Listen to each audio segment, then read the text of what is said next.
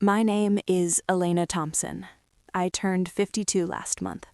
For 28 years, I was Elena Hayes, devoted wife, loving mother, the quiet backbone of a family that, from the outside, looked picture perfect.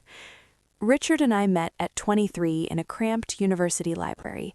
He was studying business, full of big dreams and bigger talk. I was an architecture student with sketches of homes I'd one day design. We fell hard and fast. When he proposed on one knee in that same library, promising me the world, I said yes without hesitation.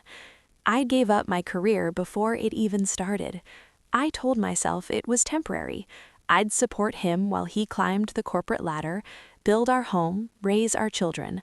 Our son Michael came first. Bright, kind, always the peacemaker. Then our daughter Lily, fierce and artistic, just like I used to be. Richard's company, Thompson Consulting, grew from our garage to a mid-sized firm with offices downtown. I handled the books in the early days, stayed up nights formatting proposals, networked at events while he took the credit. Every success felt like ours. Every late night, every missed anniversary, every just one more trip, I forgave. Because I loved him. Because family was everything. Until it wasn't. The signs were there for over a year, but I ignored them, like so many wives do.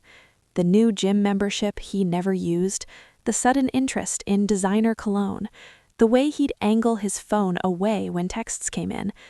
Then the password change on our joint accounts. One rainy Tuesday, while he was at a client dinner, I found the second phone in his gym bag. The passcode was our wedding date. Ironic, isn't it? Her name was Vanessa Reed, 34 years old, junior partner at his firm.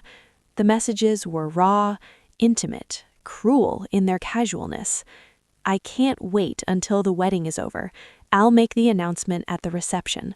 Everyone will see I'm choosing real passion. Elena will be devastated, but she'll survive. She's always been the strong one.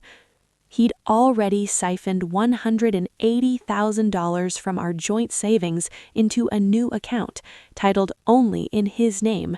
Emergency fund, he called it in one text, in case she freaks out. Freaks out. That's what 28 years of marriage boiled down to. That night, I sat in the dark kitchen with a cup of cold tea.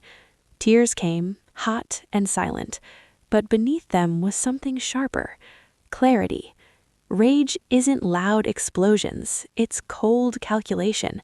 I wasn't going to scream in public. I wasn't going to beg.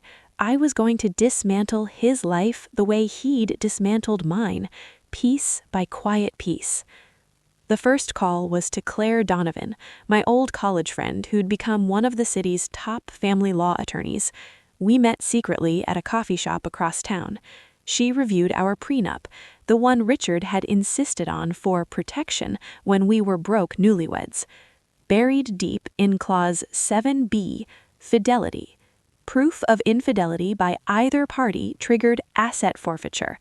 The marital home, paid off with my inheritance from my parents, the vacation cabin, the bulk of the retirement portfolio, and, most importantly, 51% controlling interest in Thompson Consulting because I co-signed the original business loan and provided seed money from selling my grandmother's jewelry. Claire smiled for the first time. She handed you the nuclear option on a silver platter. Over the next 4 months, I became a ghost in my own life. I installed a legal one-party consent recorder in his car. I photographed receipts, hotel bookings, bank statements. I hired a discreet private investigator who captured photos, him and Vanessa at restaurants, weekends away disguised as business retreats. I didn't tell Michael or Lily. They adored their father. I wouldn't let his betrayal poison their memories until it had to. Instead, I planned the wedding of Lily's dreams. White roses, string quartet, fairy lights over the Grand Harbor Resort Ballroom. The same place Richard proposed. Poetic justice. Music swells, dramatic, heartbeat-like drums.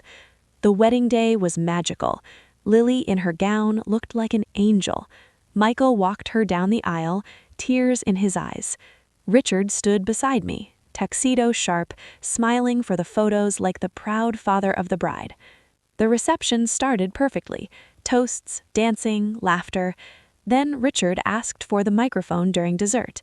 The band quieted. Guests turned. He cleared his throat, voice steady but theatrical. Family, friends, today we've celebrated love in its purest form. But sometimes love changes.